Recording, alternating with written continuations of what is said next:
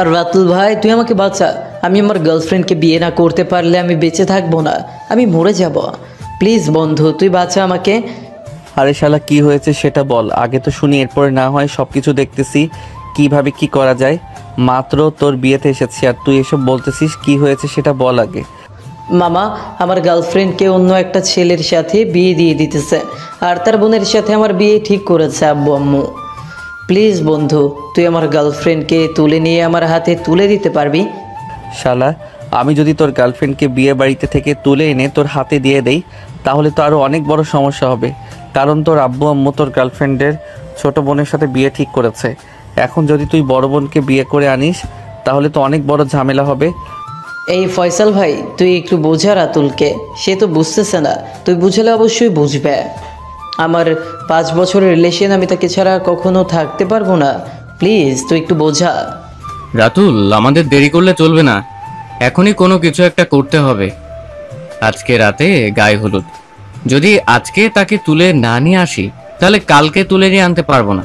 আচ্ছা তোরা একটু শান্ত হ, আমাকে একটু ভাবতে দে, আমি দেখতেছি কি করা যায়। একটা আইডিয়া তো বের করতে হবে, না হলে তো কোনো কিছুই করা যাবে না।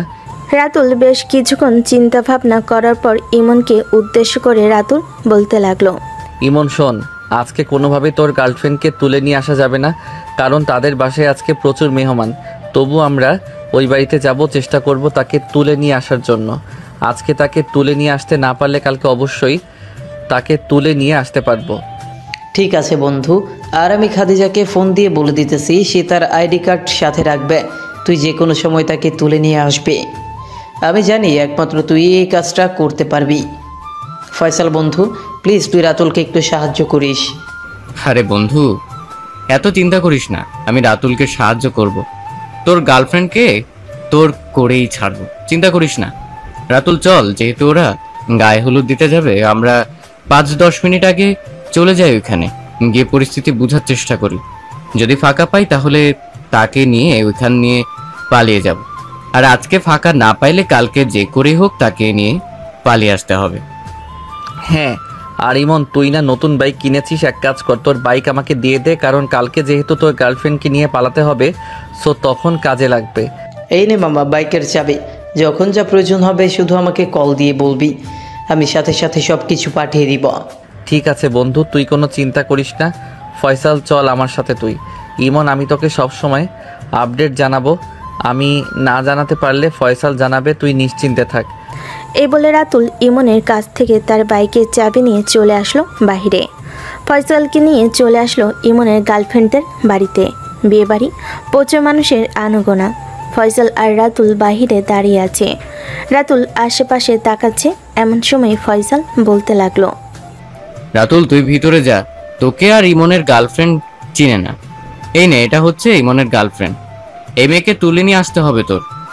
কিভাবে তুলে নিয়ে আসবি এটা আমি জানি না, কারণ আগে আমার অভিজ্ঞতা নেই, তোর অভিজ্ঞতা আছে, কারণ তুই তোর বড় ভাইয়ের গার্লফ্রেন্ডকে তুলে এনে তোর বড় ভাইয়ের হাতে দিয়েছিলি, এটা আমার খুব মনে আছে। রাতুল ফয়সালের কাছ থেকে বিদায় নিয়ে চলে আসলো বাড়ির ভিতরে। মুখে একটা মাস্ক পরে ভিতরে ঢুকে পড়ল। এদিক সেই দিক ঘোরাঘুরি করে হঠাৎ একটা মেয়ের সাথে ধাক্কা খেয়ে পড়ে গেল নিচে। রাতুল তাড়াতাড়ি করে মেয়েটাকে নিচ থেকে উঠিয়ে বলতে লাগলো, সরি আপু, আসলে আমি আপনাকে দেখতে পাই নাই, একজনকে খুঁজতেছি তো তাকে পাইতেছি না, তাই আর কি আপনাকে দেখতে পারি নাই। আপনি কাকে খুঁজতেছেন আর কেন খুঁজতেছেন জানতে পারি? তাতে কি অনেক বেশি প্রয়োজন? তাকে কি অনেক বেশি প্রয়োজন? নাম বলেন, আমি দেখি তাকে কোথায় পাওয়া যায়। তার নাম হচ্ছে খাদিজা, আর এইটা হচ্ছে মেয়ে। এই বলে রাতুল মেয়েটার দিকে তাকাতেই দেখতে পেল এটাই খাদিজা, এটাই ইমনের গার্লফ্রেন্ড। রাতুল খাদিজার এক হাত ধরে টানতে টানতে নিয়ে চলে আসলো এক সাইডে আর বলতে লাগলো, আমাকে আপনার বয়ফ্রেন্ড ইমন পাঠিয়েছে, বলেছে যে আপনাকে নিয়ে কোথাও পালিয়ে যাওয়ার জন্য, পরে সে কালকে আপনাকে বিয়ে করে ফেলবে। এখন কোনোভাবে পালানো যাবে না। আপনি ইমনকে বলবেন যে আজকে পালাতে পারবো না, কালকে ভোর 5টার দিকে নদীর পাড়ে থাকার জন্য, ওইখানে আমি থাকবো। ঠিক আছে, আর আপনি আপনার আইডি কার্ড সাথে নিয়ে নেবেন, কারণ আপনাকে এবং ইমনকে কাজী অফিসে নিয়ে গিয়ে বিয়ে করাতে হবে। এর আগে তো কোনোভাবে বিয়ে করতে পারবেন না, আর এই নেন আমার ফোন নাম্বার। যখন বাড়ি থেকে বের হবেন তখন আমাকে ফোন দিবেন। ঠিক আছে, যখন আমি বাড়ি থেকে বের হব তখন আমি আপনাকে ফোন দিব। কিন্তু আপনাকে কোথায় পাবো? আর আপনি যে ইমনের ফ্রেন্ড এটা আমি বুঝবো কি করে? আরে বোকা মেয়ে, তুমি তোমার বয়ফ্রেন্ডকে ফোন দিয়ে জিজ্ঞেস করো রাতুল নামের একজন এসেছিল, সে কি তোমার ফ্রেন্ড নাকি? তাহলে ইমন সব কিছু বলে দিবে আপনাকে। সকালে রেডি থাকবেন, আপনাকে নিয়ে পালাবো। আর যদি পারেন তাহলে কিছু টাকা নিয়ে নেবেন সাথে। আমি বাড়ি থেকে টাকা নিতে পারবো না, যদি টাকা নিতে যাই তাহলে ধরে ফেলবে যে আমি কোনো কিছু একটা করতে যাইতেছি। ঠিক আছে, আমি কিছু টাকা নিয়ে নিব, আর আপনি এখন চলে যান। যদি কেউ দেখে ফেলে তাহলে অনেক বড় সমস্যা হয়ে যাবে, পরে তারা বুঝে যাবে যে আমি পালানোর ফন্দি করতেছি। ঠিক আছে, এখন তাহলে আমি যাই। এই বলে ওইখান থেকে রাতুল চলে আসলো ইমনদের বাসায়। ইমনকে নিয়ে ছাদে দাঁড়িয়ে সব কিছু বুঝিয়ে দিল, কি কি করতে হবে কি না করতে হবে। এইদিকে ইমন রাতুলকে উদ্দেশ্য করে বলতে লাগলো, মামা তুই খাদিজাকে নিয়ে কাজী অফিসে থাকবে। খাদিজাকে নিয়ে কাজী অফিসে থাকলে পরে এইদিকে তো আর তার বোনের বিয়ে হবে না, কারণ বড় বোন পালিয়ে গেছে। এই খবর জানতে পারলে তো এমনিতেই বিয়ে বাড়িতে হাঙ্গামা শুরু হয়ে যাবে। পরে আমি ইফাকে ওইখান থেকে পালিয়ে তোর কাছে চলে যাব, ফয়সালকে নিয়ে পরে ওইখানে বিয়ে করে ফেলব। ঠিক আছে বন্ধু, এখন তাহলে আমি একটু ঘুমাই। অনেক দূর থেকে এসেছি, খুব ক্লান্ত লাগতেছে। আবার এইখানে ওইখানে দৌড়াদৌড়ি করেছি। তোর রুমটা কোথায় আমাকে একটু বল, আমি তোর রুমে গিয়ে ঘুমাই। ওই যে ওপরের ডান পাশের রুমটা দেখতেছিস, ওইটাই হচ্ছে আমার রুম। যা গিয়ে ঘুমা, রাতে আমি ডেকে দিব তোকে। রাতুল চলে আসলো ইমনের রুমে। বিছানায় গা এলিয়ে দিতেই ঘুম চলে আসলো রাতুলের। রাত 9টা। রাতুলের ঘুম ভাঙতে রাতুল চলে আসলো নিচে, এসে দেখে সবাই ইমনকে গায়ে হলুদ দিতেছে। এদিকে রাতুল চুপচাপ বসে বসে তাদের গায়ে হলুদের কাজ দেখতেছে। বেশ কিছুক্ষণ এইভাবে দেখার পর সবাই যখন গায়ে হলুদ দিয়ে শেষ করে চলে গেছে, তখন ইমন রাতুলের কাছে এসে বলতে লাগলো, কিরে রাতুল, কোনো সমস্যা হয়েছে নাকি? বসে বসে কী চিন্তা করতেছিস সেই কখন থেকে দেখতেছি? আরে তেমন কিছু না, এমনিতেই একটু চিন্তা করতেছি কালকে কিভাবে পালাবো তোর গার্লফ্রেন্ডকে নিয়ে। দোয়া করিস যাতে ঠিক মতো পালাতে পারি আর যাতে কোনো ঝামেলায় না পড়ি। হ্যাঁ বন্ধু, দোয়া করি তুই আমার গার্লফ্রেন্ডকে নিয়ে কিছুটা দূরে কাছে অফিসে গিয়ে বসে থাকবি, পরে আমি তাড়াতাড়ি করে চলে আসবো, এত টেনশন নিস না। রাতুল ইমনের সাথে কথা বলে চলে আসলো রুমে। বসে বসে সবার সাথে গল্প করতেছে। দেখতে দেখতে রাত পার হয়ে ভোর হলো। ভোর 4:40। এমন সময় রাতুলের ফোনটা বেজে উঠল। রাতুল কলটা রিসিভ করতেই ওপাশ থেকে খাদিজা বলতে লাগলো, এই যে মিস্টার, আমি বাড়ি থেকে বের হয়ে গেছি, আপনি তাড়াতাড়ি নদীর ঘাটে আসেন, আমি ওইখানে যাইতেছি। এ বলে খাদিজা কলটা কেটে দিয়ে ফোনটা বাড়িতে রেখে চলে আসলো নদীর পাড়ে।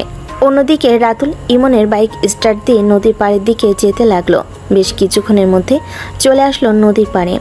খাদিজা রাতুলের পিছনে বসে পড়তে রাতুল বাইক স্টার্ট দিয়ে যেতে লাগলো। বেশ কিছুক্ষণ পর চলে আসলো অনেকটা দূরে কাজী অফিসে। দুজন বসে আছে। সকাল 10:10। এমন সময় রাতুলের ফোনটা বেজে উঠল। তাকিয়ে দেখে ফয়সাল কল দিয়েছে। কলটা রিসিভ করতেই ওপাশ থেকে ফয়সাল বলতে লাগলো, রাতুল, অনেক বড় একটা সমস্যা হয়ে গেছে। এখন ইমন বাড়ি থেকে কিভাবে বের হবে, আর সে তার গার্লফ্রেন্ডকে কিভাবে বিয়ে করবে? আরে শালা, এত কথা পেঁচাস কেন? ওই বাড়িতে কি হয়েছে আগে সেটা বল। যদি না বলিস তাহলে বুঝবো কি করে এই বাড়িতে কি হয়েছে? পেটের ভিতরে জমা করে রেখে দিলে বুঝবো নাকি? খাদিজাকে যে ছেলের সাথে বিয়ে দেওয়ার জন্য ঠিক করেছিল, ওই ছেলে পালিয়ে গেছে। সে নাকি তার গার্লফ্রেন্ডকে নিয়ে পালিয়েছে। এই বিয়ে নাকি সে করবে না। এইদিকে ইমনের আব্বু এবং খাদিজার আব্বু তাড়াহুড়ো করতেছে তাদেরকে বিয়ে দেওয়ার জন্য। ইমনের হাত তার আব্বু ধরে রেখেছে যাতে কোথাও না যেতে পারে। ওয়াশরুমে যে যাবে সেই ব্যবস্থাও নেই, যদি আবার সে পালিয়ে যায় এটার জন্য। আরে শালা, এখন এই বিপদ থেকে উদ্ধার হবে কিভাবে? এই মেয়েকে তো আমি নিয়ে এসেছি, এই মেয়েকে তো আমি কোনো কিছুই করতে পারবো না। এইদিকে কাজী সাহেব বসে আছে, তাকে সকাল সকাল ফোন দিয়ে ঘুম ভাঙিয়ে নিয়ে এসেছি, আর তুই এসব বলতেছিস? রাতুল, এখানে তো আমার কোনো অপরাধ নেই। আমি কি আর জানতাম যে এরকম একটা পরিস্থিতিতে পড়তে হবে? তোকে আগে যদি জানতাম তাহলে তো কখনোই তোকে বলতাম না এসব করতে। আরে শালা, এখন কি করব সেটা বল। আমার মাথার ব্রেন কাজ করতেছে না তোর এই কথাগুলো শুনে। তাড়াতাড়ি বল আমি কি করব। আর তুই ফোনটা ইমনের হাতে দে, আমি ইমনের সাথে কথা বলতেছি, দেখি শালা কি বলে। ফয়সাল ইমনের কাছে ফোনটা দিতেই ইমন রাতুলকে উদ্দেশ্য করে বলতে লাগলো, রাতুল বন্ধু, আই এম রিয়েলি সরি। আমি যদি জানতাম এরকম একটা পরিস্থিতি হবে তাহলে আমি কখনোই তোকে খাদিজার সাথে পাঠাতাম না। আমি ভাবছিলাম যে এই বিয়ে হবে না, কিন্তু এখন তো দেখতেছি এই বিয়ে হয়ে যেতেছে। আব্বু আমাকে কোনোভাবেই ছাড়তেছে না। আমি কিভাবে কি করব বল? তুই কিভাবে কি করবি মানে? এখন আমি তোর গার্লফ্রেন্ডকে কি করব? তাকে যে আমি নিয়ে এসেছি, সেই গত 2 ঘন্টা ধরে কাজী অফিসে বসিয়ে রেখেছি, আর তুই এখন এইসব কথা বলতেছিস? দেখ, আমাকে রাগাবি না, এই বলে দিলাম। আমাকে রাগালে খুব খারাপ হবে। বন্ধু, এখন আর আমার কোনো কিছুই করার নেই। আমি না তো কোনো কিছু করতে পারতেছি, না তো বাড়ি থেকে বের হতে পারতেছি। বন্ধু, তুই এক কাজ কর, তুই আমার গার্লফ্রেন্ডকে যেহেতু পালিয়ে নিয়ে গেছিস, সো তাকে বিয়ে করে ফেল। শালা, তুই পাগল হয়ে গেছিস? আমি তোর গার্লফ্রেন্ডকে বিয়ে করে ফেলবো? তুই জানিস আমি যে অন্য একটা মেয়ের সাথে সম্পর্ক আছে, তাহলে তুই কিভাবে বললি যে আমি এই মেয়েটাকে বিয়ে করে ফেলতাম? তুই তাড়াতাড়ি আয়, আমি তোকে 2 ঘন্টা সময় দিলাম। এই বলে রাতুল কলটা কেটে দিল।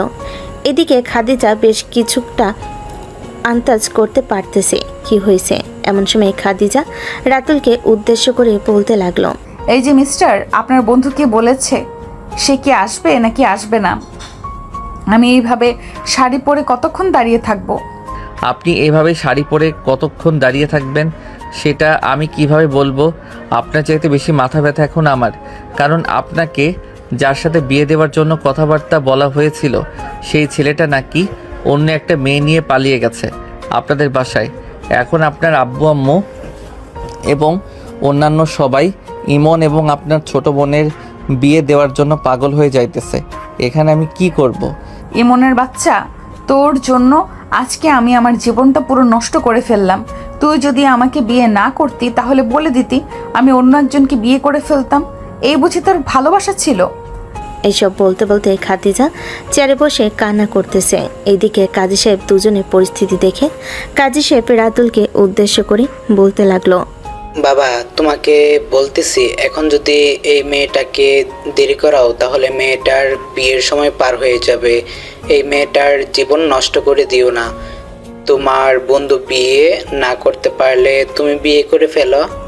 মেয়ে কিন্তু মাশাআল্লাহ অনেক সুন্দর দেখতে। রাতুল এখনো খাদিজাকে ভালোভাবে দেখে নাই। দীর্ঘ 3 ঘন্টা বসে থাকার পর ও যখন ইমন আসতেছে না, তখন রাতুল খাদিজাকে উদ্দেশ্য করে বলতে লাগলো, দেখেন, এখন আমি যদি আপনাকে বিয়ে না করি তাহলে আপনার অনেক বড় সমস্যা হয়ে যাবে। আমার কাছে নগদ 10,000 টাকা আছে। আপনি দয়া করে নগদ 10,001 টাকা দিয়ে আমাকে বিয়ে করে নেন। পরে বাড়িতে গিয়ে সব সমস্যার সমাধান করে আমি আপনাকে ডিভোর্স দিয়ে দিব। তার চাইতে না বিয়ে করাই ভালো। ডিভোর্স দিয়ে দিলে পরে যাকে আমি বিয়ে করব সে বলবে আমি খারাপ। এইটার জন্য আপনি আমাকে ডিভোর্স দিয়ে দিয়েছেন। কাজী সাহেব, বিয়ে করানোর দরকার নেই। আর আপনাকে অনেক ধন্যবাদ, এখানে আমাদেরকে অনেকক্ষণ বসিয়ে রেখেছেন। একবার যেহেতু বলেছি আপনাকে বিয়ে করতে হবে, তার মানে বিয়ে করতেই হবে। কাজী সাহেব, আপনি সব কিছু ব্যবস্থা করেন। কাজী সাহেব সব কিছুর ব্যবস্থা করতে রাতুল বাইরে থেকে 3-4 জন লোক এনে সাইন করিয়ে খাদিজাকে বিয়ে করে নিয়ে চলে আসলো বাইরে। খাদিজা চুপচাপ দাঁড়িয়ে আছে। এমন সময় রাতুল খাদিজাকে উদ্দেশ্য করে বলতে লাগলো, কি ব্যাপার, এখানে দাঁড়িয়ে থাকবেন নাকি আপনি আমার সাথে যাবেন? এখানে দাঁড়িয়ে থাকলে আপনার কোনো সমস্যার সমাধান হবে না। তার আগে আপনি আমার সাথে চলেন, ইমনদের বাসায় যাই, এরপরে দেখি কি করা যায়। রাতুল খাদিজাকে নিয়ে চলে আসলো ইমনদের বাসায়। রাতুলের সাথে খাদিজাকে দেখে সবাই হাঁ করে তাকিয়ে আছে। তাকিয়ে থাকবে না কেন? কারণ এই মেয়েটাই তো বিয়ে বাড়ি থেকে পালিয়ে গেছে, এখন অন্য ছেলের হাত ধরে চলে এসেছে। সবাই মুখে বলাবলি করতেছে, কেন এখানে এসেছে, কি দরকার? বেশ কিছুক্ষণ এইসব বলাবলি করার পর রাতুল সবাইকে উদ্দেশ্য করে বলতে লাগলো, আপনারা একটু চুপ করবেন, ইমনের সাথে আমার জরুরি কথা আছে। ইমনকে ডাক দেন। আর এটাকে জানেন, এটা হচ্ছে ইমনের গার্লফ্রেন্ড। আপনারা কিভাবে পারলেন ওনার সাথে না বিয়ে দিয়ে ওনার ছোট বোনের সাথে বিয়ে দিতে? ইমন তো আমাদের নিজেই বলেছে যে ওই ছোট মেয়েকে তার পছন্দ হয়েছে, এই মেয়েকে পছন্দ হয় নাই। এটার জন্যই তো আমরা এই মেয়ের সাথে বিয়ে ঠিক করেছি। মেয়ের বাবা মায়ের সাথে কথা বলে যদি বলতো এই মেয়েকে তার পছন্দ হয়েছে, তাহলে তো আমরা এই মেয়ের সাথেই মনের বিয়ে দিতাম। আমরা কি কখনো বারণ করেছি ইমনকে? রাতুল ইমনের মায়ের সাথে কথা বলতেছে। এমন সময় ইমন উপর তলা থেকে নিচে নামলো। রাতুল ইমনকে দেখে বলতে লাগলো, কিরে ইমন, আমি এসব কি শুনতেছি? তুই নাকি তোর আব্বু আম্মুকে বলেছিস যে খাদিজার ছোট বোনকে পছন্দ হয়েছে তোর? খাদিজার সাথে যে গত 5 বছর ধরে রিলেশন করলি, এই রিলেশনের এটাই তাহলে নমুনা? আজকে তোকে চিনে নিলাম ইমন, তোর সাথে আমার বন্ধুত্ব আজকে শেষ।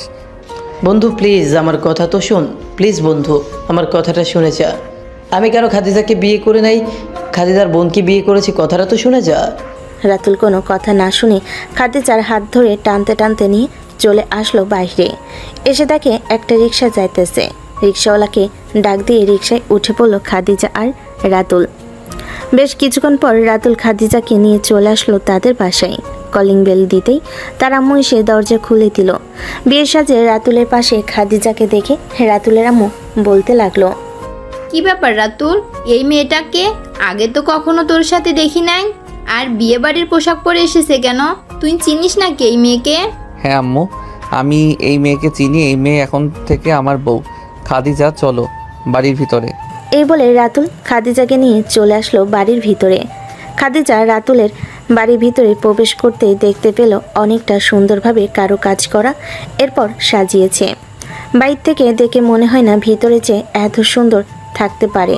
ভিতরে যে এত সুন্দর এটা হয়তো কেউ জানে না। খাদিজা রাতুলকে উদ্দেশ্য করে বলতে লাগলো, আমি তো বাড়ি থেকে কোনো কাপড় চোপড় নিয়ে আসি নাই, এখন কি করব? আপনি কি আমাকে এক সেট কাপড়ের ব্যবস্থা করে দিতে পারবেন? তাহলে খুব ভালো হতো। আচ্ছা আপনি এখানে থাকেন, হয়তো জামা কাপড় না পেলে আপনার জন্য শাড়ি নিয়ে আসবো। শাড়ি পরতে পারেন তো? হ্যাঁ শাড়ি তো পরতে পারি, কিন্তু আমার সাইজে ব্লাউজ হবে নাকি কারো কাছে? মনে তো হয় না এখানে যারা আছে তাদের মধ্যে কারো সাইজের ব্লাউজ আমার শরীরে লাগবে। এটা তো আর আমি জানি না।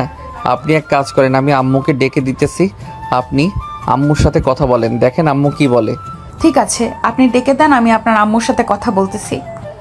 একটা কথা আপনাকে বলে রাখি, রাতে এক রুমে ঘুমাবো, কিন্তু আমি খাটের উপর ঘুমাবো আর আপনি নিচে ঘুমাবেন। আমি আপনাকে বউ হিসেবে মানতে পারবো না। অন্যের গার্লফ্রেন্ডকে আমি বিয়ে করেছি, এটাই অনেক। কয়েকটা দিন যাক, এরপরে আমি আপনাকে তালাক দিয়ে দিব। এ বলে রাতুল চলে আসলো নিচে। তার আম্মুকে উদ্দেশ্য করে বলতে লাগলো, তুমি একটু আমার রুমে যাও তো, খাদিজার কি যেন প্রয়োজন দেখো, সে কি বলে পরে আমাকে এসে বলবে। আমি নিচে বসে টিভি দেখতেছি। রাতুলের আম্মু চলে আসলো রাতুলের রুমে। এসে দেখে খাদিজা মাথা নিচু করে বসে আছে। রাতুলের আম্মু খাদিজার পাশে এসে বসে খাদিজাকে উদ্দেশ্য করে বলতে লাগলো, কি হয়েছে খাদিজা, তুমি এইভাবে মাথা নিচু করে বসে আছো কেন? রাতুল কিছু বলেছে নাকি তোমাকে? না শাশুড়ি আম্মুর রাতুল কিছু বলে নাই, এমনিতেই মাথা নিচু করে বসে আছি। আমি তো বাড়ি থেকে ড্রেস নিয়ে আসি নাই, এখন কি পরবো বুঝতে পারতেছি না। আমি আপনাকে টাকা দিই, আপনি রাতুলকে ওই টাকা দিয়ে বলবেন যে আমার জন্য একটু মার্কেট থেকে ড্রেস কিনে এনে দিতে। বোকা মেয়ে, আমি তোমার কাছ থেকে টাকা নিতে যাব কেন? তুমি এই বাড়ির বউ। আচ্ছা তুমি এমনিতেই ফ্রেশ হয়ে নাও, আমি রাতুলকে পাঠাচ্ছি মার্কেটে। আর তোমাদের বিয়েটা কিভাবে হয়েছে এটা না হয় রাতে শুনবো। এই বলে রাতুলের আম্মু চলে আসলো নিচে। রাতুলকে উদ্দেশ্য করে বলতে লাগলো, রাতুল, তোর কাছে টাকা থাকলে একটু মার্কেট থেকে গিয়ে খাদিজার জন্য ড্রেস কিনে নিয়ে আয়। মেয়েটা এভাবে শাড়ি পরে কতক্ষণ বসে থাকবে? আমার কাছে টাকা নেই, আর আমি ওই মেয়ের জন্য টাকা খরচ করতে পারবো না। ওই মেয়ের জন্য সব কিছু হয়েছে। কি হয়েছে আমাকে বল, আর আমি টাকা দিতেছি।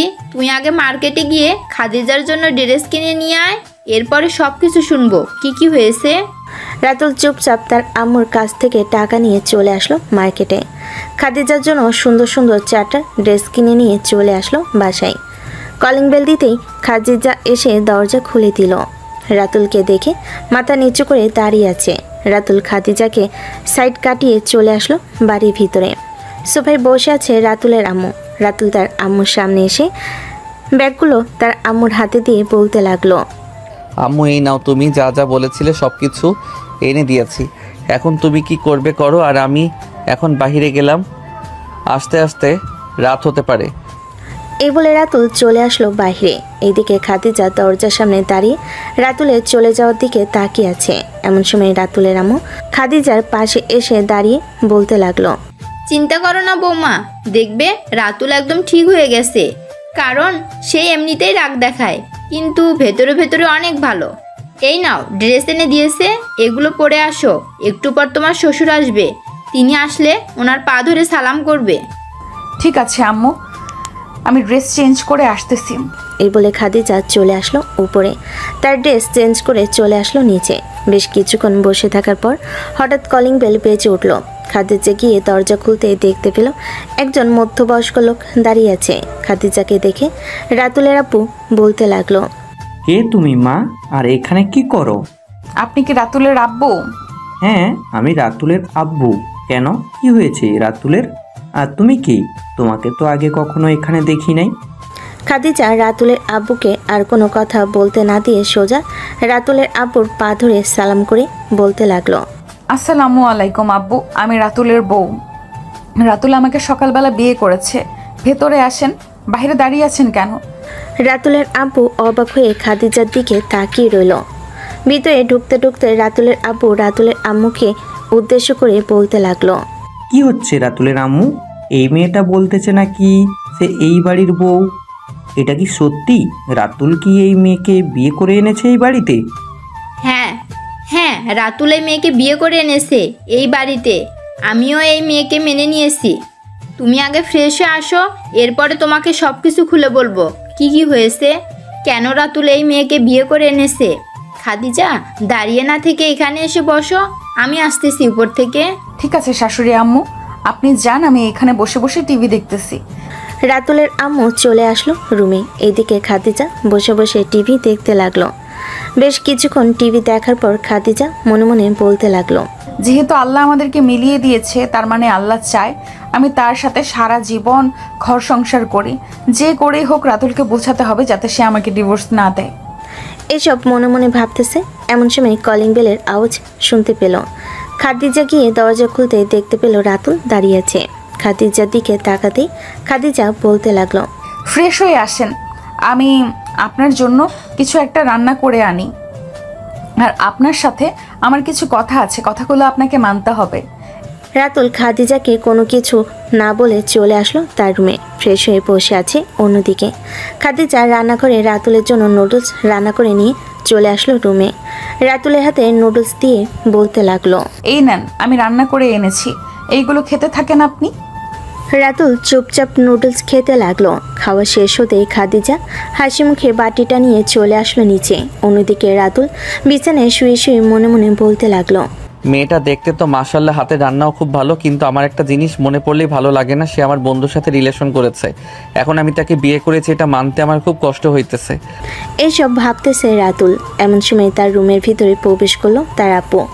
রাতুল তার আব্বুকে দেখে বিছানা থেকে উঠে দাঁড়িয়ে গেল আর বলতে লাগলো, আব্বু, তুমি এত তাড়াতাড়ি চলে এসেছো, আজকে অফিসে কাজ নেই নাকি? না, আজকে অফিসে কাজ নেই, এটার জন্য তাড়াতাড়ি চলে এসেছি। আর তুই তো বিয়ে করেছিস, আমি সব কিছু শুনেছি তোর আম্মুর কাছ থেকে।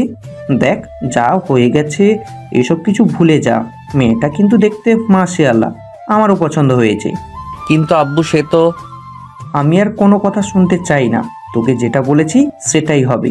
আর মেয়েটার সাথে যদি শুনি তুই ঝগড়া করেছিস, তাহলে তোর কিন্তু খবর আছে। তোকে বাড়ি থেকে বের করে দিব। এই বলে রাতুলের আব্বু চলে আসলো নিচে। এসে দেখে খাদিজা রান্নাঘরে কি যেন করতেছে। খাদিজাকে ডাক দিয়ে বলতে লাগলো, খাদিজা, তোমার আর কোনো কিছু বলতে হবে না, যাও রুমে যাও, রাতুল বসে আছে তোমার অপেক্ষায়। এই তো আব্বু, রান্নাটা শেষ হয়ে গেছে, এরপরে আমি যাইতেছি। তোমার আর রান্না করতে হবে না, এখন তুমি রুমে যাও, আমি রান্না শেষ করে ফেলতেছি। রাতুলের আম্মু রান্না শেষ করে বসে রইল। অন্যদিকে খাদিজা রুমে এসে দরজাটা লাগিয়ে দিয়ে রাতুলের পাশে গিয়ে বসে পড়ল। ভয়ে বারবার হাতের আঙ্গুল ফুটাচ্ছে, কি বলবে বুঝে উঠতে পারছে না। এমন সময় রাতুল বলতে লাগলো, কিছু বলবেন নাকি এভাবে চুপচাপ বসে আছেন যে? আসলে কি বলবো বুঝে উঠতে পারতেছি না। আমরা তো ঠিকভাবে পরিচয় হই নাই, চলেন একটু পরিচয় হয়ে নেই। এখন পরিচয় হওয়ার সময় নেই। আপনি এক কাজ করেন, সোফায় গিয়ে বসে বসে ফোন টিপেন, এই নেন ফোন। আমি এখন একটু ঘুমাবো, আপনি রাত 8টার দিকে ডেকে দিবেন। সোফায় গিয়ে বসে ফোন টিপতে হবে কেন? এখানে বসে ফোন টিপলে আপনার কোনো সমস্যা আছে নাকি? রাতুল কিছু বলতে গিয়েও বলতে পারল না। বেশ কিছুক্ষণ এইভাবেই থাকার পর রাতুল ঘুমেতে সে পাড়ি জমালো। এইদিকে খাদিজা আস্তে আস্তে করে রাতুলের পাশে শুয়ে রাতুলকে পিছন থেকে জড়িয়ে ধরল। মাঝখানে হালকা ফাঁকা রেখেছে, যদি রাতুল নড়াচড়া করে তাহলে সে যাতে অন্যদিকে ঘুরে যেতে পারে। এসব ভাবতে ভাবতে কখন যে খাদিজা রাতুলকে জড়িয়ে ধরে ঘুমিয়ে গেছে খেয়াল নেই। অন্যদিকে রাতুল ঘুমের মধ্যে খাদিজার দিকে ফিরে খাদিজাকে জড়িয়ে ধরে ঘুমিয়ে গেল। রাত 9টা। এমন সময় দরজা ধাক্কানোর শব্দে ঘুম ভেঙে গেল রাতুলের। খাদিজার দিকে তাকিয়ে দেখে খাদিজা তাকে আষ্টে পৃষ্ঠে জড়িয়ে ধরে ঘুমিয়ে আছে। রাতুল একটু নড়াচড়া করতে পারতেছে না। এটা দেখে রাতুল আস্তে আস্তে করে খাদিজার 2টা হাত সরিয়ে নিয়ে বিছানা থেকে নেমে দরজাটা খুলে দিল। রাতুলের আম্মু ঘরের ভিতর ঢুকে দেখে খাদিজা ঘুমিয়ে আছে। এটা দেখে রাতুলকে উদ্দেশ্য করে বলতে লাগলো, কি রে, দুজন ঘুমিয়েছিলি নাকি? হ্যাঁ আম্মু, ঘুমিয়েছিলাম। তুমি নিচে যাও, আমি খাদিজাকে ঘুম থেকে উঠিয়ে ফ্রেশ হয়ে এরপরে দুইজনে নিচে এসে খাবার খেয়ে নিব। ঠিক আছে, তোরা দুজন নিচে আয়, তোর আব্বু অপেক্ষা করতেছে তোদের জন্য একসাথে বসে খাবার খাবে বলে। এ বলে রাতুলের আম্মু চলে গেল নিচে। এদিকে রাতুল ফ্রেশ হয়ে এসে আস্তে আস্তে করে খাদিজার পাশে বসে খাদিজার মুখের দিকে তাকাতে কেমন যেন মায়ে পড়ে গেল রাতুল। মনে মনে বলতে লাগলো, ইস, কত সুন্দর একটা মেয়ে বিয়ে করেছি, দেখতে তো পরিচয়তেও কোনো কম না। দেখি আস্তে আস্তে মানিয়ে নিব। এখন ডাক দেই, রাত অনেক হয়েছে, খাওয়া দাওয়া করে এসে এরপরে না হয় তার সাথে গল্প করব। এসব ভাবতে ভাবতে রাতুল খাদিজাকে ডাকতে লাগলো। বেশ কিছুক্ষণ ডাকার পর খাদিজা ঘুম থেকে উঠে রাতুলকে উদ্দেশ্য করে বলতে লাগলো, আপনি কখন ঘুম থেকে উঠে গেছেন? আমাকে আগে ডাক দিতেন, আগে ডাক দিলে তো আমি উঠে যাইতাম। এই তো মাত্র ঘুম থেকে উঠেছি, আম্মু এসে ডাক দিয়েছিল, ওনার ডাকে ঘুমটা ভেঙে গেছে। যান, ফ্রেশ হয়ে আসেন, আমি আপনার জন্য অপেক্ষা করতেছি। ফ্রেশ হয়ে আসলে এরপরে দুইজন নিচে যাব। আচ্ছা, আপনি 10 মিনিট এখানে বসেন, আমি 10 মিনিটের মধ্যে ফ্রেশ হয়ে আসতেছি। এ বলে খাদিজা চলে আসলো ওয়াশরুমের দিকে। রাতুল 10 মিনিট বসে ফোন টিপার পর খাদিজা আসতেই চলে আসলো নিচে। দুজনকে একসাথে দেখে রাতুলের আব্বু আম্মু খুশি হয়ে গেল। দুজন খাবার টেবিলে বসে পড়তেই রাতুলের আম্মু খাবার রেডি করে দিতে লাগলো। এটা দেখে খাদিজা বলতে লাগলো, আম্মু আপনি বসেন, আমি আপনাদেরকে খাবার দিতেছি। আমাকে খাবার দিতে হবে না, আমি সবাইকে খাবার দিয়ে দিয়েছি। খাবার খেতে থাকো, যা যা প্রয়োজন হবে সব কিছু নিয়ে নিয়ে খেয়ে ফেলবে, লজ্জা পাবে না কিন্তু। এখন থেকে এটা তোমার বাড়ি। সবাই খাবার খাইতেছে। খাবার খাওয়ার মাঝখানে হঠাৎ রাতুল তার আম্মুকে উদ্দেশ্য করে বলতে লাগলো, আম্মু, আজকে রান্নাটা ভিন্ন মনে হচ্ছে, বেশি ভালো হয়েছে, রান্নাটা মনে হচ্ছে অমৃত। হ্যাঁ, এখন তো এইসব মনে হবেই, কারণ এই রান্না তো তোর নিজের বউ করেছে, এটার জন্য প্রশংসা করতেছিস। আর আমি যে দীর্ঘ 21 বছর ধরে রান্না করে খাওয়াচ্ছি, আমার রান্না করা খাবার অমৃত না, তাই না? রাতুল তার আম্মুর কথা শুনে একবার খাদিজার দিকে তাকালো। খাদিজা মাথা নিচু করে বসে বসে খাবার খাইতেছে। খাওয়া দাওয়া শেষ করে খাদিজা সকল কাজ করে বসে রইল নিচে। অন্যদিকে রাতুল চলে আসলো তার রুমে। বসে বসে খাদিজার জন্য অপেক্ষা করতেছে। বেশ কিছুক্ষণ পর খাদিজা চলে আসলো উপরে। এসে দেখে রাতুল ফোনে কার সাথে যেন কথা বলতেছে। রাতুলকে না ডাক দিয়ে বসে রইল বিছানায়। বেশ কিছুক্ষণ বসে থাকার পর রাতুলের কথা বলা শেষ হতেই পিছন ফিরে দেখে খাদিজা বসে আছে। খাদিজাকে দেখে রাতুল বলতে লাগলো, কি ব্যাপার, আপনি কখন এসেছেন? এই তো প্রায় 10 মিনিট হয়ে গেছে রুমে এসেছি। আর আপনি এতক্ষণ কার সাথে কথা বলছিলেন? নিশ্চয়ই আপনার গার্লফ্রেন্ডের সাথে কথা বলছিলেন, তাই না? বলতে পারেন, আমাকে সমস্যা নাই। না, গার্লফ্রেন্ডের সাথে কথা বলি নাই, মিজান কল দিয়েছিল, মিজানের সাথে কথা বলেছি। আপনি তো মনে হয় মিজানকে চিনেন, ইমনের বন্ধু। হ্যাঁ, কম বেশি সবাইকে চিনি, শুধু আপনাকে কখনো দেখি নাই। আচ্ছা, আপনি এতদিন কোথায় ছিলেন? দেশের বাইরে গিয়েছিলেন নাকি দেশে ছিলেন? আপনাকে যে দেখি নাই। আমি দেশের বাইরে গিয়ে পড়ালেখা করেছি, আব্বুর অফিসে আছে তো, এটার জন্য আব্বু আমাকে দেশের বাইরে পাঠিয়ে দিয়েছিল পড়ালেখা করে এরপরে আসার জন্য। ইমন হচ্ছে আমার ছোটকালের বন্ধু, তার সাথে ক্লাস 10 অবধি পড়ালেখা করেছি, পরে পাশ করে চলে গেছি বিদেশে, এটার জন্য আপনি আমাকে দেখেন নাই। আচ্ছা, আপনি কয়দিন ইমনের সাথে ঘোরাঘুরি করেছেন? শুধু একদিন ঘোরাঘুরি করেছি, তা আবার 2 ঘন্টার জন্য। তবে আবার এইটা ভাইবেন না যে আমি মিথ্যা বলতেছি আর আপনার বন্ধুর হাত ধরে ঘুরোঘুরি করেছি, এইসব ভাইবেন না। আজ পর্যন্ত আমার হাত কেউ স্পর্শ করতে পারে নাই বা আমার শরীর। আজকে একমাত্র আপনি স্পর্শ করেছেন, তাও ঘুমের মধ্যে। মানে আপনারা এত বছর রিলেশন করেছেন, এর মধ্যে কখনো কেউ কারো হাত ধরে ঘোরাঘুরি করেন নাই? না, আমরা এত বছর রিলেশন করেছি কিন্তু কখনো কারো হাত ধরে ঘোরাঘুরি করি নাই। আপনি চাইলে আমার মেসেঞ্জার আইডি চেক করতে পারেন। জাস্ট সিম্পলভাবে কথা বলেছি সব সময়। রাতুল বিশ্বাস করতে পারতেছে না যে খাদিজা সত্যি ইমনের সাথে ঘোরাঘুরি করে নাই। এইসব ভাবতেছে রাতুল। এমন সময় খাদিজা রাতুলকে আবারও উদ্দেশ্য করে বলতে লাগলো, আপনি হয়তো বিশ্বাস করতে পারতেছেন না, তাই না? আচ্ছা, আপনার ফোনটা দেন। আমার তো ফোন নেই, আপনাকে দেখাতে পারবো না। আপনি আপনার ফোনটা দেন, আমি আপনাকে সব দেখাচ্ছি। আমার ফেসবুক আইডিতে সব কিছু আছে। থাক দেখাতে হবে না, বিশ্বাস হয়ে গেছে আমার। আচ্ছা এখন ঘুমিয়ে যান, রাত অনেক হয়েছে। আমি ঘুমালে আপনি কি করবেন? আপনি আপনার বিদেশি গার্লফ্রেন্ডের সাথে কথা বলবেন নাকি? আপনি যেটা ভাবেন, আর ঘুমাতে যদি মনে না চায় তাহলে আমার ফোন নিয়ে আপনার বান্ধবীদের সাথে কথা বলতে পারেন। এই নেন, কথা বলেন আপনার বান্ধবীদের সাথে। খাদিজা রাতুলের ফোনে তার আইডিটা লগ ইন করে গ্রুপে তার বান্ধবীদের সাথে মেসেজের মাধ্যমে কথা বলতে লাগলো। চলেন শুনে আসি তার বান্ধবীদের সাথে কি কি কথা বলতেছে খাদিজা। কে, কেমন আছিস? এই তো আলহামদুলিল্লাহ ভালো আছি। তুই কেমন আছিস? যার সাথে বিয়ে হওয়ার কথা ছিল তার সাথে তো হলো না, অন্য একজনের সাথে পালিয়ে গিয়েছিস। আবার ওই ছেলেটাও অন্য একটা মেয়েকে নিয়ে পালিয়ে গেছে। তোর ভাগ্য খুবই ভালো। আমিও আলহামদুলিল্লাহ ভালো আছি। আমার ভাগ্য ভালো নাকি ভালো না এইটা আমি বলতে পারতেছি না, কিন্তু আমি যাকে পেয়েছি সে যদি আমাকে নিয়ে সারা জীবন থাকে তাহলে আমি বলবো যে আলহামদুলিল্লাহ আমি অনেক বেশি সুখে আছি। তাহলে মনে হয় মেনে নিয়েছে তোকে, তাই না? নাকি এখনো মেনে নেয় নাই? জানি না মেনে নিয়েছে নাকি মেনে নেয় নাই, তবে এটা বলতে পারতেছি যে সে আমাকে হয়তো খুব তাড়াতাড়ি মেনে নেবে। আসলে সে কিছুতেই মানতে পারতেছে না। তার বন্ধুর গার্লফ্রেন্ডকে নিয়ে পালিয়ে গিয়েছে, আবার ওইখানে গিয়ে বিয়ে করেছে। এই সব শুধু তার মাথায় ঘুরপাক খাচ্ছে, তাই আর কি এইসব বারবার মনে পড়ে তার। চিন্তা করিস না বান্ধবী, একদম ঠিক হয়ে যাবে। কয়েকটা দিন অপেক্ষা কর আর তোর জামাইকে সময় দে, দেখবি যে সব কিছু ঠিক হয়ে যাবে। আর একটা কথা, তোর জামাইকে বেশি বেশি আদর করিস, দেখবি যে অনেক খুশি হয়ে তোকে আরও বেশি ভালোবাসবে। যা, তোরা যে কি বলিস না, আমার কি লজ্জা করে না? আচ্ছা অনেক রাত হয়েছে, এখন তাহলে ঘুমা, আমিও ঘুমাই। এই বলে খাদিজা তার বান্ধবীদের সাথে কথা বলা শেষ করে সামনের দিকে তাকাতে দেখতে পেল রাতুল তার দিকে এক নজরে তাকিয়ে আছে, চোখের পলক একটু পড়তেছে না। এটা দেখে খাদিজা লজ্জা পেয়ে গেল আর মাথা নিচু করে রাতুলকে উদ্দেশ্য করে বলতে লাগলো, রাত তো অনেক হয়েছে, আর এইভাবে রাত জেগে এখন কি ঘুমাবেন না নাকি? আর আপনি কি আপনার আব্বুর অফিসে যান না? না, এখন অফিসে যাই না, কয়েকদিন পর থেকে যাব। আপনি শুয়ে পড়েন, আমি এখন ঘুমাবো না। আমি ভোর 4টার দিকে ঘুমাবো। আসলে আমি ওই দেশের কান্ট্রির সাথে অনেক দিন জড়িত ছিলাম, তো তাই ওই দেশের টাইমের সাথে আমি ঘুমিয়ে পড়ি। এত কিছু জানি না, আপনি চুপচাপ আমার পাশে শুয়ে ঘুমান।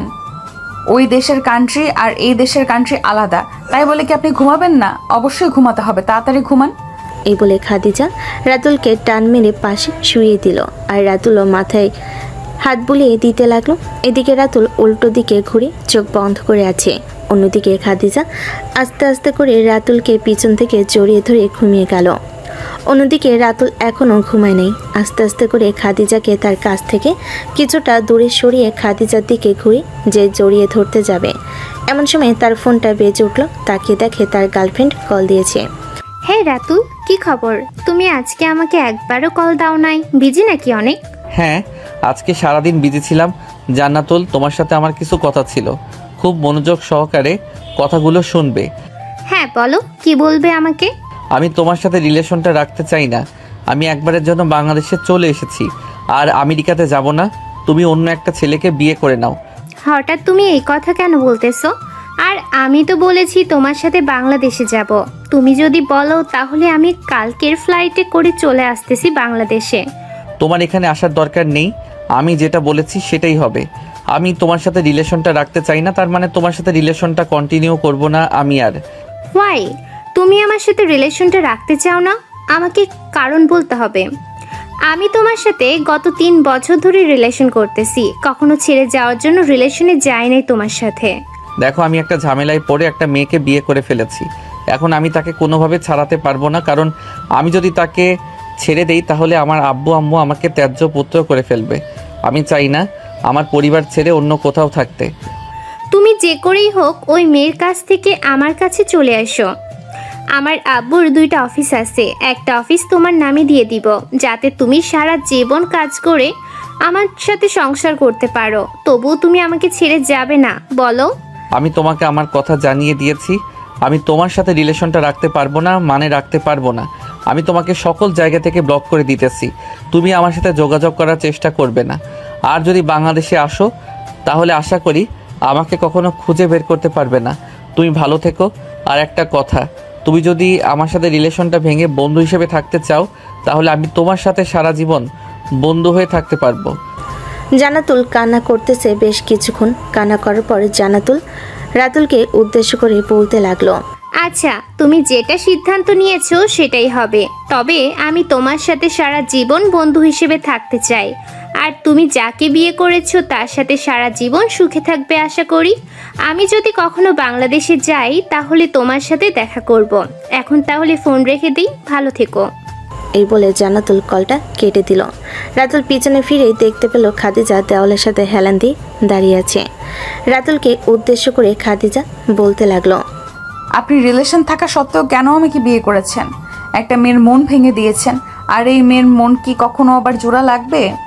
দেখেন, আমি জানতাম না যে এরকম একটা পরিস্থিতিতে আমি পড়ে যাব। তবে আল্লাহ যখন যা করে ভালোর জন্য করে। আর সে বাহিরের কান্ট্রির লোক বাংলাদেশের সাথে মানিয়ে নিতে পারবে না। আমি বাংলাদেশি ছেলে, সো আমি সবখানে সব জায়গায় মানিয়ে নিতে পারবো। আর আমি তার সাথে কি কি কথা বলেছি আশা করি তুমি সব কথা শুনেছ। আর না শুনে থাকলে আমি রেকর্ডিং করে রেখেছি, তুমি সব রেকর্ডিং শুনে নিবে কালকে। আমার রেকর্ডিং শোনার কোনো ইচ্ছে নেই। আপনি চাইলে আমাকে আপনার বাড়ি থেকে বের করে দিতে পারেন। আমাকে তো আপনি বিপদে পড়ে বিয়ে করেছেন, না হলে কি বিয়ে করতেন? দেখেন, যা হবার হয়ে গেছে, এখন এইসব নিয়ে ভেবেচিন্তে মাথা নষ্ট করার লাভ নেই। আর আমি তাকে সব কিছু বলে দিয়েছি, সে কখনোই আর আমাকে তেমন বেশি ফোন দিবে না। ফোন দিলেও বন্ধু হিসেবে কথা বলবে। খাদিজা আর কিছু না বলে চুপচাপ বিছানায় এসে শুয়ে পড়ল অন্যদিকে ঘুরে। এদিকে রাতুল চুপচাপ শুয়ে আছে বিছানায়। খাদিজাকে যে কিছু বলবে তার সাহস পাচ্ছে না। এদিকে খাদিজা অনেকটা আশা নিয়েছিল যে রাতুলের সাথে সারা জীবন ঘর সংসার করবে, কিন্তু আজকে যা শুনেছে তা হয়তো তার সারা জীবন মনে থাকবে। এইসব চিন্তা করতে করতে কখন যে খাদিজা ঘুমিতে সে পাড়ি জমিয়েছে খেয়ালই নেই। সকালে ঘুম থেকে উঠে দেখে রাতুল নিচে ঘুমিয়ে রয়েছে। রাতুলকে ডাক দিয়ে ফ্রেশ হয়ে খাদিজা চলে আসলো নিচে। রান্নাঘরে এসে চা বসিয়ে দিল। বেশ কিছুক্ষণ পর তার শাশুড়ি এবং শ্বশুর নিচে এসে সোফায় বসতেই খাদিজা গিয়ে তাদেরকে চা দিল। চা খেতে খেতে রাতুলের আব্বু বলতে লাগলো, বা বৌমা, তোমার হাতের রান্না তো অনেক মজার। কালকের রাতের খাবার রান্নাটাও অনেক মজার হয়েছে, আঙ্গুল চেটে পুটে খেয়েছি। হ্যাঁ, বৌমার রান্না তো অনেক মজার। দুইজন সব সময় বৌমার প্রশংসা করবে, মনে রেখো। আমার যদি কোনোদিন প্রশংসা করেছো তখন তোমাদের খবর আছে, এই বলে দিলাম। এই রে, আমার বউ দেখি খেপে গেছে। এখন কি করি খাদিজা? তুমি একটু তোমার রুমে যাও, আমি তোমার শাশুড়ি মাকে একটু শান্ত করি। তোমার শাশুড়ি মা অনেক রেগে গেছে। খাদিজা মিষ্টি একটা হাসি দিয়ে চলে আসলো তার রুমে এসে দেখে রাতুল ঘুম থেকে উঠে গেছে। ফ্রেশ হয়ে বিছানায় এসে বসে আছে। রাতুল খাদিজাকে উদ্দেশ্য করে বলতে লাগলো, চলেন আমরা নিচে যাই, গিয়ে নাস্তা করে আসি। এখন নিচে যাওয়া যাবে না, কারণ শাশুড়ি মা রেগে গেছে। এইটার জন্য শ্বশুর আব্বা শাশুড়ি মায়ের রাগ শান্ত করতেছে। আরও কিছুক্ষণ পরে যান।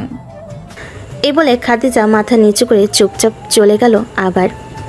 এদিকে রাতুল বেশ কিছুক্ষণ পর খাদিজার সাথে নিচে এসে খাওয়া দাওয়া করে চলে আসলো বাহিরে। 3 রাস্তার মোড়ে চায়ের দোকানে বসে আছে। এমন সময় ইমন তার বাইক নিয়ে চলে আসলো 3 রাস্তার মোড়ে। রাতুলকে দেখে বলতে লাগলো, কিরে বন্ধু, কেমন আছিস? কালকে তো আমার সাথে রাগ দেখিয়ে চলে গেলি। আমার কথাগুলো শুনে গেলে তো খুব ভালো হতো। ভাই, তোর সাথে আমার কোনো কথা নেই। তুই আমার সাথে কখনো কথা বলবি না। তুই আমাকে যে বিপদে ফেলে দিয়েছিস, এই বিপদ থেকে আল্লাহ কখন যে উদ্ধার করে একমাত্র তিনিই জানে। যেদিন এই বিপদ থেকে উদ্ধার হতে পারবো ওই দিন তুই আমার সাথে কথা বলবি।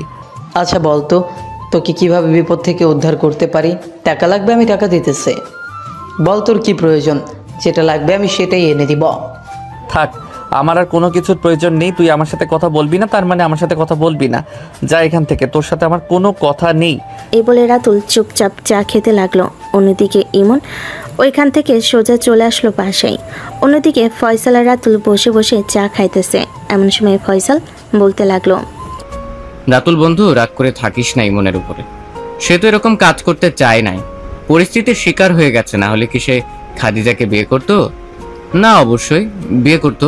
আচ্ছা, তুই তো বিয়ে করে ফেলেছিস, এখন তাহলে ভাবিটা কি খাদিজাকে? ভাবি তোর সাথে মানিয়ে নিতে পারতেছে তো নাকি পারতেছে না?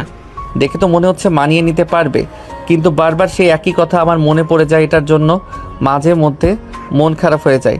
সে আমার সাথে ভালো ব্যবহার করলেও আমি তার সাথে ভালো ব্যবহার করতে পারি না। কেন যে তার সাথে ভালো ব্যবহার করতে পারি না এটা আমি বুঝতে পারতেছি না। মামা, তুই একটা বুদ্ধি দিবি যাতে আমি খাদিজার সাথে ভালো ব্যবহার করতে পারি এবং তাকে কাছে টেনে নিতে পারি? আমার কাছে একটা বুদ্ধি আছে, এই বুদ্ধিটা যদি কাজে লাগাতে পারি তাহলে অনেক ভালো হবে। তোরা দুজন সব সময় এক থাকতে পারবি। তাহলে তুই চুপ হয়ে আছিস কেন? তাড়াতাড়ি বলে ফেল বুদ্ধিটা, আমি একবার চান্স নিয়ে দেখি কাজ হয় কিনা। 100% কাজ হবে, কারণ আমি তাবিজ বিক্রেতা। এই তাবিজ কখনোই কাজ হবে না এমন কোনো কথা হয় না।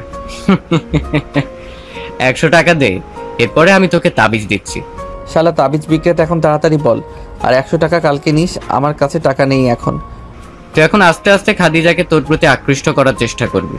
সে যখন তোর কাছে আসবে তখন তুই তার কাছে বেশি বেশি করে যাওয়ার চেষ্টা করবি। এভাবে 1-2 মাস গেলে দেখবি খাদিজা তোর প্রতি অনেক আকৃষ্ট হয়ে যাবে। কারণ আমি অনেক দেখেছি এইরকম ভাবে অনেক সংসার জোড়া লেগে গেছে। দেখ তোর বেলা কি হয়, আল্লাহর উপরে ভরসা রাখ, আশা করি এই কাজটা হয়ে যাবে। এসব কথা বলতেছে ফয়সাল আর রাতুল। বেশ কিছুক্ষণ কথা বলার পর দুপুরবেলা রাতুল চলে আসলো বাসায়। কলিং বেল দিতেই খাদিজা এসে দরজা খুলে দিল। দরজা খুলে দিয়ে দাঁড়িয়ে আছে। এটা দেখে রাতুল ভিতরে একবার উকি ঝুঁকি দিয়ে বলতে লাগলো, শুনেন, বিকালে রেডি হয়ে থাকেন, আপনাকে নিয়ে বাহিরে ঘুরতে যাব। আমার ঘোরাঘুরি একদম ভালো লাগে না। আপনি একাই ঘুরোঘুরি করেন, আমি ঘুরোঘুরি করার জন্য যেতে পারবো না আপনার সাথে। ফ্রেশ হয়ে আসেন, দুপুর হয়ে গেছে, আমি খাবার দিতেছি আপনাকে। আব্বু আম্মু খাওয়া দাওয়া করে সেই কখন চলে গেছে রুমে। আচ্ছা, আমি ফ্রেশ হয়ে আসতেছি, তুমি খাবার রেডি করো। আর আমি যেহেতু একবার বলে দিয়েছি যে আমার সাথে বাহিরে যেতে হবে, তার মানে বাহিরে যেতে হবে। আমি আর কোনো কথা শুনতে চাই না। আমি যাব না মানে যাব না। ঠিক আছে, আপনি কিভাবে বাহিরে না যান এটা আমি দেখে নিব। খাবার রেডি করেন, আমি ফ্রেশ হয়ে আসতেছি। এই বলে রাতুল চলে আসলো তার রুমে। ফ্রেশ হয়ে নিচে এসে খাওয়া দাওয়া করে বেশ কিছুক্ষণ রেস্ট নিয়ে সোজা চলে আসলো তার রুমে। বেশ কিছুক্ষণ অপেক্ষা করার পর রাতুল দেখতে পেল খাদিজা রুমের ভিতর প্রবেশ করতেছে। এটা দেখে রাতুল দরজার পাশে লুকিয়ে পড়ল। খাদিজা রুমের ভিতর প্রবেশ করতে রাতুল দরজাটা লাগিয়ে দিয়ে আস্তে আস্তে করে খাদিজার দিকে এগিয়ে আসতেছে। এটা দেখে খাদিজা দাঁড়িয়ে বলতে লাগলো, কি ব্যাপার, আপনি আমার দিকে এইভাবে তেড়ে আসছেন কেন? আপনি আমাকে মারবেন নাকি? না, আপনাকে মারবো না, আপনাকে আদর করব, এটার জন্য আমি আপনার দিকে এগিয়ে আসতেছি। এইসব বলতে বলতে রাতুল একেবারে খাদিজার মুখের সামনে চলে আসলো। তাদের দূরত্ব 2 আঙ্গুলের ফাঁকা। খাদিজা ঘন ঘন নিঃশ্বাস ফেলতেছে। বেশ কিছুক্ষণ নিঃশ্বাস ফেলার পর হঠাৎ খাদিজা নিজেকে আর কন্ট্রোল করতে না পেরে রাতুলের ঠোঁটের সাথে তার ঠোঁট একত্রিত করে দিল। বেশ কিছুক্ষণ লিপ কিস করার পর হঠাৎ খাদিজা রাতুলকে ছেড়ে দিয়ে দৌড়ে চলে আসলো ওয়াশরুমে। দরজাটা লাগিয়ে দিয়ে আয়নার সামনে দাঁড়িয়ে মনে মনে বলতে লাগলো, আমি এটা কি করলাম? ভাবলাম তার সাথে কোনো কিছু করব না, হঠাৎ কি না তার সাথে এরকম করে ফেললাম। এটা আমি মানতে পারলাম না। বাইরে বের হয়ে তার কাছে ক্ষমা চেয়ে নিব, কিন্তু এখন ক্ষমা চাইবো কি করে? তার সামনে গেলেই তো লজ্জায় মরে যাব। এইসব কথা ভাবতেছে খাদিজা। বেশ কিছুক্ষণ এইসব কথা ভাবার পর মুখে পানির ছিটা দিয়ে বাহিরে বের হয়ে আসতে দেখতে পেল রাতুল বিছানায় বসে আছে। খাদিজা কিছু বলতে যাবে, এমন সময় রাতুল বলতে লাগলো, বা খুব লজ্জাবতী আপনি। আমি কখনো ভাবতে পারি নাই যে আপনি এতটা লজ্জাবতী হবেন। তবে আপনার লিপ কিসটা খুব ভালো লেগেছে। আমার তো মন চাইতেছে আর একটা করার জন্য এখন। ইস, আর না, আমি আর করতে দিব না। সরি, নিজের আবেগকে ধরে রাখতে পারি নাই। এটার জন্য আপনার ঠোঁটের সাথে আমার ঠোঁট একত্রিত করে লিপ কিস করে ফেলেছিলাম। এ বলে খাদিজা যেই চলে যেতে যাবে এমন সময় রাতুল পিছন থেকে খাদিজার হাত ধরে টান মেরে বুকের সাথে জড়িয়ে নিল। খাদিজা ছোটাছুটি করার চেষ্টা করতেছে, যত বেশি ছোটাছুটি করার চেষ্টা করতেছে তত বেশি রাতুল তাকে জড়িয়ে ধরতেছে। এরকমভাবে জড়িয়ে ধরার পর রাতুল খাদিজার কানের কাছে এসে বলতে লাগলো, যত বেশি জোরাজোরি করবেন তত বেশি আপনাকে আরও চেপে ধরবো। সো আপনি নড়াচড়া কম করবেন, আমার কাছ থেকে বেশি বেশি আদর পাবেন। আমার এখন আদরের দরকার নেই, আমাকে ছেড়ে দেন, আমি নিচে যাব, আম্মু আমাকে ডাকতেছে। এ বলে খাদিজা রাতুলকে ধাক্কা মেরে বিছানায় ফেলে দিয়ে দৌড়ে চলে আসলো নিচে। খাদিজাকে এইভাবে দৌড়ে আসতে দেখে রাতুলের আম্মু বলতে লাগলো, কি ব্যাপার বৌমা, তুমি এইভাবে দৌড়ে চলে এসেছো কেন উপর থেকে? রাতুল তো উপরে আছে, যাও তার সাথে বসে গল্প করো গিয়ে। নতুন নতুন বিয়ে করছো, তার কাছে কাছে থাকবে, তা না করে তুমি দূরে দূরে থাকো, এটা একদম ঠিক না। আম্মু আপনার ছেলে।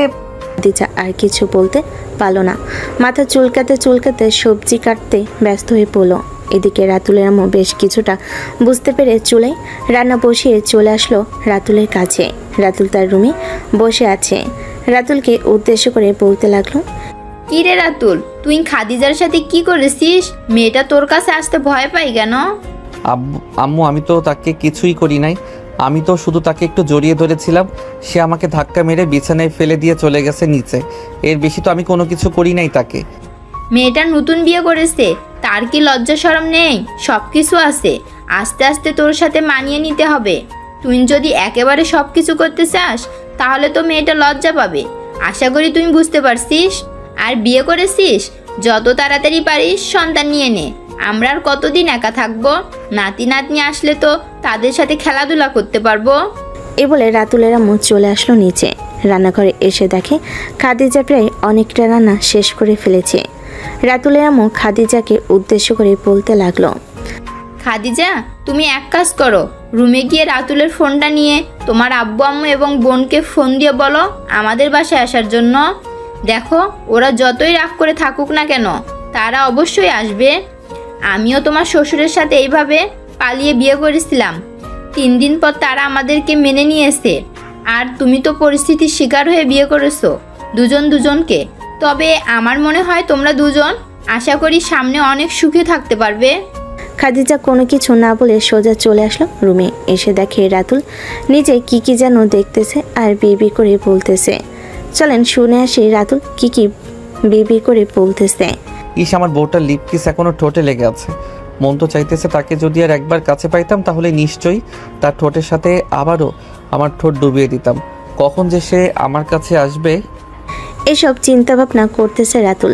এমন সময় খাদিজা রাতুলের ফোনটা হাতে নিয়ে রাতুলের দিকে এগিয়ে দিয়ে বলতে লাগলো, এই যে মিস্টার, আপনি বিড়বিড় করা বাদ দিয়ে আপনার ফোনের লক খুলে দেন, আমি বাড়িতে ফোন দিব, দেখি আব্বু আম্মুকে বললে তারা আসে কিনা। হঠাৎ খাদিজার কথা শুনে রাতুল চমকে উঠে পিছনে তাকাতে দেখতে পেল খাদিজা দাঁড়িয়ে আছে। রাতুল ফোনটা হাতে নিয়ে লকটা খুলে দিতেই খাদিজা তার আব্বুর ফোন নাম্বারটা উঠিয়ে কল দিতেই ওপাশ থেকে বেশ কিছুক্ষণ পর কলটা রিসিভ করলো তার আব্বু। খাদিজা সালাম দিয়ে বলতে লাগলো, আসসালামু আলাইকুম আব্বু, কেমন আছেন? আমি খাদিজা। আলহামদুলিল্লাহ ভালো আছি মা, তুই কেমন আছিস? তোকে তো আমরা বিয়ে দিতে পারি নাই, সে যদি তোকে নিয়ে পালিয়ে না যাইতো নিশ্চয় তোকে অন্য কেউ বিয়ে করতো না। আল্লাহ যখন যা চায় তাই হয়। শ্বশুর বাড়িতে কেমন আছিস? শ্বশুর শাশুড়ি ভালো ব্যবহার করে তো? আব্বু তোমাকে বলে বোঝাতে পারবো না, আমার শ্বশুর শাশুড়ি একদম আমাকে তাদের মেয়ের মতো করে দেখে, কখনো আমাকে কষ্ট দেয় না। আমি আমার বাড়ির ঠিকানা পাঠাচ্ছি, তুমি শুক্রবারে আম্মু আর ইলমিকে নিয়ে চলে আসবে আমাদের বাসায়। শাশুড়ি আম্মু তোমাদেরকে দাওয়াত দিয়েছে। ঠিক আছে মা, তুই যেহেতু বলেছিস তোর শ্বশুর বাড়িতে যাওয়ার জন্য, তাহলে আমি তোর শ্বশুর বাড়ি যাব, চিন্তা করিস না। এই নে তোর মায়ের সাথে কথা বল। খাদিজা তার আব্বু আম্মুর সাথে কথা বলে কলটা কেটে দিল। আজকে সে মহা খুশি, কারণ সে তার আব্বু আম্মুর সাথে কথা বলতে পারছে। দেখতে দেখতে সন্ধ্যা হয়ে আসলো। সন্ধ্যায় রাতুল একা বাইরে এসে হাঁটাহাঁটি করতেছে। এমন সময় একটা লেডিস শপের সামনে এসে দাঁড়ালো। ভিতরে একটা পায়েলের দিকে নজর পড়তে রাতুল ভিতরের দিকে যেতে লাগলো। লেডিস শপের ভিতরে এসে পায়েলের দামটা জিজ্ঞেস করে পায়েলটা কিনে নিয়ে চলে আসলো বাসায়। রাতে খাওয়া দাওয়া শেষ করে রাতুল খাদিজাকে নিয়ে চলে আসলো রুমে। দরজাটা লাগিয়ে দিয়ে রাতুল খাদিজাকে বিছানায় বসিয়ে দিয়ে বলতে লাগলো, তুমি চোখ বন্ধ করে এখানে বসো, চোখ খুলবে না যতক্ষণ না আমি বলবো। কেন আমি চোখ বন্ধ করে রাখলে কি করবেন আমাকে, আর চোখ খুলে রাখলেই কি সমস্যা? আমি তোমাকে কি করব কি না করব এটা তোমাকে দেখতে হবে না, কারণ আমি তোমার বর। আমি যা ইচ্ছা তাই করতে পারবো তোমাকে। এখন চুপচাপ তাড়াতাড়ি চোখ বন্ধ করো। খাদিজা চোখ বন্ধ করতে রাতুল তার পকেট থেকে পাইলটা বের করে খাদিজার বাম পায়ে পরিয়ে দিল। পাইলটা বাম পায়ে পরিয়ে দিতে খাদিজা চোখ খুলে দেখে অনেক খুশি হয়ে গেল। রাতুলকে জড়িয়ে ধরে তার গালে মুখে বিভিন্ন জায়গায় কিস করতে লাগলো আর বলতে লাগলো, ধন্যবাদ জান, আমি অনেক খুশি তোমার এই ছোট্ট উপহার পেয়ে। রাতুল খাদিজাকে জড়িয়ে ধরে তার কপালে চুমু দিতে লাগলো। বেশ কিছুক্ষণ এইভাবে যাওয়ার পর রাতুল খাদিজাকে উদ্দেশ্য করে বলতে লাগলো, খাদিজা আম্মু বলেছে যে তাড়াতাড়ি বেবি নিয়ে নেওয়ার জন্য। তাদের নাকি ভালো লাগে না একা একা, তাই তাদের বেবি লাগবে। আমাকে কি একটা সুযোগ দিবে তোমাকে আদর করে তোমার মতো একটা পিচ্ছি কিউট বেবি নিয়ে আসার জন্য? হ্যাঁ, সুযোগ দিব, তবে আজকে হবে না, 2 দিন পর তুমি আদর করতে পারবে। এখন আমি একটু অসুস্থ, আশা করি কি অসুস্থ এটা তুমি বুঝতে পারছো। হ্যাঁ বুঝতে পারছি, আর বলতে হবে না। এখন ঘুমাও তাহলে, রাত হয়েছে অনেক। রাতুল খাদিজাকে তার বুকের সাথে আগলে ধরে ঘুমের দেশে পাড়ি জমালো। দেখতে দেখতে সকাল হয়ে আসলো। সকাল 7টা। রাতুল ফ্রেশ হয়ে চলে আসলো তার আব্বুর সাথে অফিসে। অন্যদিকে খাদিজা সারাদিন তার শাশুড়ি মায়ের সাথে গল্প করতে করতে কাটিয়ে দিল। সন্ধ্যায় রাতুল অফিস থেকে বাড়িতে ফিরতেই খাদিজা রাতুলকে সব কিছু এগিয়ে দিতে লাগলো। এদিকে রাতুল ফ্রেশ হয়ে বাইরে এসে দেখে খাদিজা বসে আছে টেবিলের উপর একটা শপিং ব্যাগ থেকে খাদিজা রাতুলকে উদ্দেশ্য করে বলতে লাগলো, রাতুল, এই শপিং ব্যাগের ভেতরে কি আছে? দেখে তো মনে হচ্ছে কোনো মোবাইল শপের থেকে নিয়ে এসেছো। হ্যাঁ, তোমার জন্য একটা ফোন কিনে নিয়ে এসেছি। তুমি তো সারাদিন বাড়িতে একা থাকো, আম্মুর সাথে আর গল্প করে কতক্ষণ কাটাতে পারবে, এটার জন্য ফোন কিনে নিয়ে এসেছি যাতে তুমি আমাকে যে কোনো সময় ফোন নিয়ে কথা বলতে পারো আর তোমার বান্ধবীদের সাথে কথা বলতে পারো। ধন্যবাদ তোমাকে এত বড় একটা জিনিস আমাকে দেওয়ার জন্য, তবে আমার এখন এটার প্রয়োজন ছিল না। যাই হোক, যে তুমি এনেছো, চালাতে থাকি। দুজন কথা বলতে বলতে চলে আসলো নিচে। বেশ কিছুক্ষণ বসে থাকার পর সবাই সোফা থেকে উঠে চলে আসলো খাবার টেবিলে, বসে বসে খাবার খাইতেছে। এমন সময় রাতুলের আম্মু খাদিজাকে উদ্দেশ্য করে বলতে লাগলো, খাদিজা, তোমার আব্বু আম্মু কি কালকে আমাদের বাড়িতে আসবে নাকি আসবে না?